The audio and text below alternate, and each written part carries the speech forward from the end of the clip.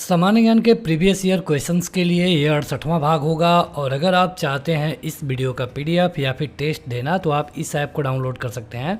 Direct link video के description में और पहले कमेंट बॉक्स में मिल जाएगा। शुरू करते हैं। यहाँ पर क्वेश्चन आएगा 4 विकल्प और आपको 2 सेकंड के अंदर अपना उत्तर कमेंट करके बता देना होगा। क्वेश्चन है कि कौन सुशासन की विशेषता नहीं है। सुशासन आप कहते हैं तो कौन ऐसा है जो कि सुशासन में नहीं आता है। जवाबदेही तो ये तो बिल्कुल आना चाहिए, ठीक है। पारदर्शिता भी होनी चाहिए। सही उत्तर होगा लाल फीताशाही। लाल फीताशाही नियमों को पालन करने से रोकता है, केवल दिखावा होता है। तो लाल फीताशाही सुशासन की विशेषता नहीं हो सकता है। क्वेश्चन 2018 एसएससी जेईई सिविल में पूछा गया था।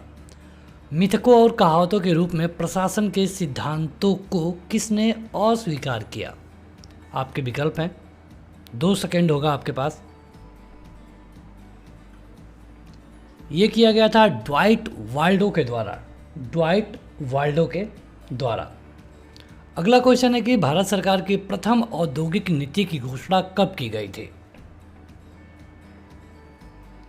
देखिए, जब सरकार आज़ाद हुई तब जा कर के यहाँ पर औद्योगिक नीति की घोषणा की गई स्वतंत्रता के बाद, और ये किया गया था 6 अप्रैल 1948 को।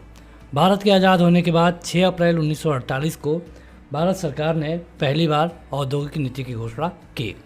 इनमें से कौन सा एक राज्य का अनिवार्य कार्य नहीं है।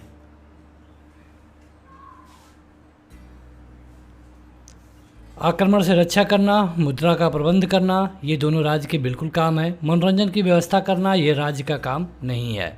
ये जरूरी नहीं है कि वो इसके लिए व्यवस्था करे ही करे। दूसरे प्रशासनिक आयोग के किस प्रतिवेदन में भारत में नागरिक केंद्रीय प्रशासन की पहचान सुशासन की बाधाओं के रूप में की गई थी। ये की गई थी 12वें प्रतिवेदन में, ठीक है। हार्ट ऑफ गवर्नेंस इसको बोलते हैं। 2018 में क्वेश्चन पूछा गया था। निम्नलिखित में से किस देश में जनहित याचिका की अवधारणा उत्पन्न हुई। हमारे यहाँ भी जनहित याचिका चलता है, जिसमें हम जनहित के मुद्दे मतलब कि सार्वजनिक मुद्दे के उठा सकते हैं कोर्ट में। तो यहाँ पर ये सबसे पहले कहाँ शुरू किया गया, ये पूछा गया है। ये शुरू किया गया अमेरिका में। चलिए आप बताइए कि संविधान में हमने अमेरिका से क्या लिया है। अगर आपको विकल्प देना हो तो हम विकल्प दे सकते हैं। गणराज्य,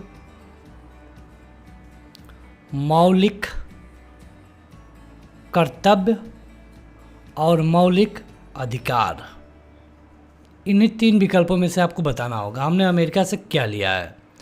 निम्नलिखित देशों में से किससे लोकपाल का विचार लिया गया है। हमने लोकपाल कहाँ से लिया है।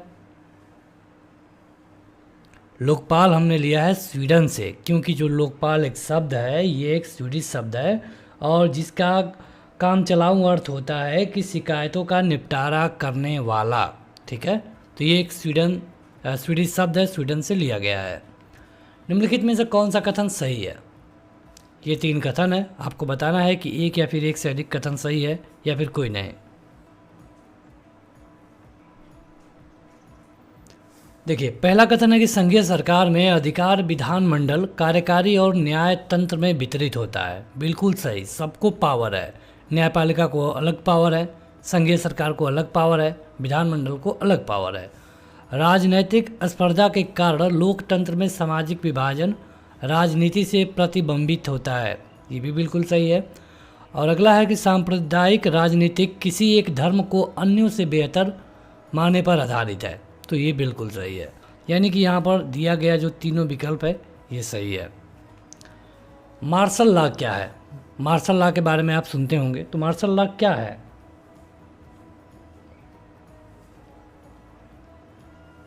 देखिए, मार्शल लॉ का मतलब होता है कि ऐसा कानून ला देना जिसमें सेना सर्वे सर्वा हो जाए, ठीक है। तो सेना के द्वारा प्रशासन न्यायपालिका को अपने नियंत्रण में लेना, इसको कहते हैं मार्शल लॉ। सेना के द्वारा प्रशासन और न्यायपालिका को अपने नियंत्रण में लेने के बाद कौन सा कायदे कानून लागू होता है। तो अभी हमने आपको बताया है क्या, मार्शल लॉ। जहाँ पर तख्ता पलट होता है उसके बाद मार्शल लॉ सेना लगाती है। देखिए, तख्ता पलट कोई भी कर सकता है, लेकिन जब सेना रूल करना शुरू करेगी तो इसको हम मार्शल लॉ कहते हैं। किस प्रकार के निर्णय आमतौर पर हानि लाभ का सावधानीपूर्वक हिसाब लगाकर किया जाता है। इसको हम कहते हैं युक्तिपरक। 2017 में क्वेश्चन पूछा जा चुका है। तख्ता पलट क्या है? देखिए, तख्ता पलट और मार्शल लॉ दोनों अलग अलग है। तख्ता पलट उसको कहते हैं जब मान लीजिए कि एक सरकार काम कर रही है और इसको गैर कानूनी ढंग से हटा देना, इसको हम कहेंगे तख्ता पलट। लेकिन मार्शल लॉ जब सेना कार्यपालिका और न्यायपालिका को अपने हाथ में ले लेगी तो उसको कहेंगे मार्शल लॉ। अधिकतर क्या होता है कि तख्ता पलट होने के बाद मार्शल लॉ लगाए जाते हैं। किस प्रकार की सरकार में अंतिम निर्णय लेने की शक्ति लोगों के द्वारा चुने हुए प्रतिनिधियों के पास होनी चाहिए?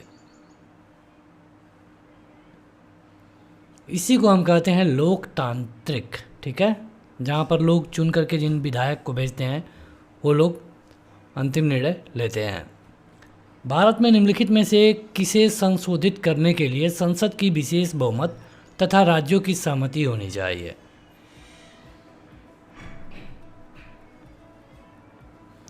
तो देखिए, अगर राष्ट्रपति का चुनाव कराना हो या फिर इसके तरीके में कोई फेरबदल आप करना चाहते हैं तो इसके लिए संसद की विशेष बहुमत चाहिए, राज्यों की सहमति भी चाहिए। 7वीं अनुसूची में अगर कोई आप बदलाव करना चाहेंगे तब भी चाहिए। मौलिक अधिकार में संशोधन के लिए राज्यों की सहमति नहीं चाहिए। तो यहाँ पर केवल आपका पहला और दूसरा वाला सही होगा। ठीक है, निम्नलिखित में से कौन सा भारतीय संविधान का एकात्मक विशेषता है? बताएं। राज्य तथा केंद्र के लिए एक संविधान, बिल्कुल सही। एकल नागरिकता, बिल्कुल सही। एकीकृत न्यायपालिका, बिल्कुल सही। यानी कि सभी ऑप्शंस सही है। हमारे यहाँ एकल नागरिकता है। हमने ये कहाँ से लिया है, क्या आप बता सकते हैं? आप बताइएगा कमेंट करके। अगर आपको ऑप्शन चाहिए तो अमेरिका, इंग्लैंड, फ्रांस और ऑस्ट्रेलिया, यह आपके विकल्प है। अमेरिका, इंग्लैंड, फ्रांस और ऑस्ट्रेलिया। वह दस्तावेज जो लोगों तथा देश में सरकार के लिए बुनियादी नियमों तथा विनियमों का अनुसरण कराता है, क्या कहते हैं? मतलब ऐसा कौन सा दस्तावेज है? तो इसको हम कहते हैं संविधान। ठीक है, राष्ट्रीय खाद्य सुरक्षा विधेयक किस वर्ष लाया गया? अब यहाँ पर कहा गया कि जीवित रहने के लिए लोगों को सस्ती कीमत पर अनाज उपलब्ध कराया जाएगा और ये लाया गया था 2013 में। आप देख सकते हैं कि ये क्वेश्चन कहाँ कहाँ पूछा जा चुका है।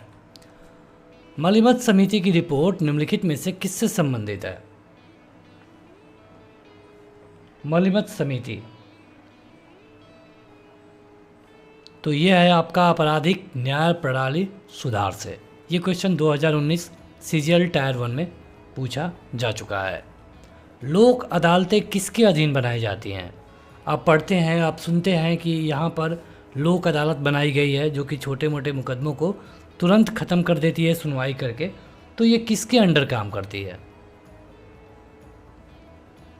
देखिए, लोक अदालतों के बारे में 1987 में पहली बार रिपोर्ट में लाया गया और ये काम करती है कानूनी सुलह अधिनियम के तहत। ये भी क्वेश्चन CGL टायर 1 2019 में पूछा जा चुका है। यहाँ पर आपको भरना है। और उसके बाद है कि वे संवैधानिक संशोधन अधिनियम 2002 में भारत के सभी बच्चों के लिए मुफ्त और अनिवार्य प्राथमिक शिक्षा की व्यवस्था की गई। मतलब 2002 में एक संवैधानिक संशोधन किया गया। कौनवा संवैधानिक संशोधन किया गया ये आपको बताना है। और वहाँ पर बच्चों के लिए मुफ्त और अनिवार्य शिक्षा की बात की गई, प्राथमिक शिक्षा की केवल। काफ़ी महत्वपूर्ण क्वेश्चन है ये है 86वां। बहुत बार आपसे परीक्षाओं में अलग अलग तरीके से ये पूछा जा चुका है। 2019 का ये क्वेश्चन है। जनवरी 2019 में आर्थिक रूप से कमज़ोर वर्गों के लिए 10% का कोटा लागू किया गया। इसको लागू करने वाला पहला राज्य कौन था? तो ये था गुजरात। CGL टायर 1 2019 में ये क्वेश्चन पूछा जा चुका है। भारत के सुदूर पश्चिम बिंदु का नाम बताइए। अब तक आप उत्तर या फिर दक्षिण वाले को देखते थे, यहाँ पर पश्चिम बिंदु का नाम पूछ दिया गया है। तो कन्नौज ज़िले में ये सबसे लास्ट में पड़ता है और ये है माहे जिला केंद्रित गुहार मोती। सीजीएल टायर 1 2019 में क्वेश्चन पूछा जा चुका है। खादी एवं ग्रामीण उद्योग आयोग अधिनियम किस वर्ष पारित किया गया? सीजीएल टायर 1 का यह क्वेश्चन है। इसको हम बोलते हैं KVIC, ठीक है। इसको पारित किया गया था 1956 में। 1920 में से गांधी जी ने इसकी शुरुआत की थी।